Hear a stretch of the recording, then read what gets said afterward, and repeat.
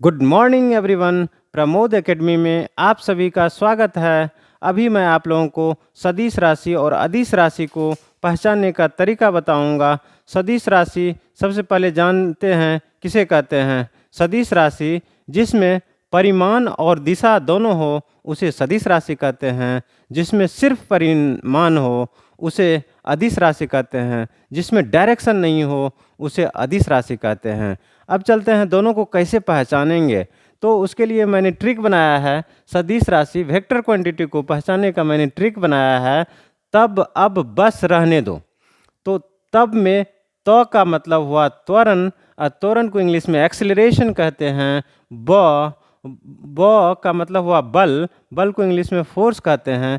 फिर है अब में का मतलब हुआ आवेग। आवेग को इंग्लिश में इम्पल्स कहते हैं। फिर है ब का मतलब हुआ विस्थापन। विस्थापन को इंग्लिश में डिस्प्लेसमेंट कहते हैं।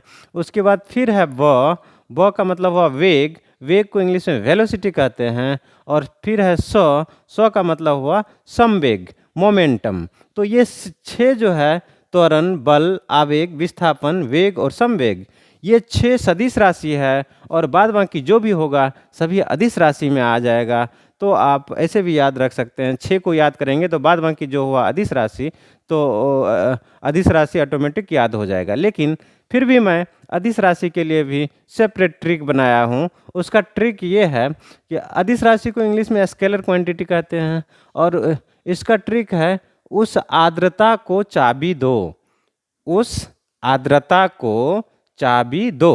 तो उसमें ऊ का मतलब हुआ ऊर्जा, और ऊर्जा को इंग्लिश में एनर्जी कहते हैं। और सौ का मतलब हुआ समय, इसको इंग्लिश में टाइम कहते हैं।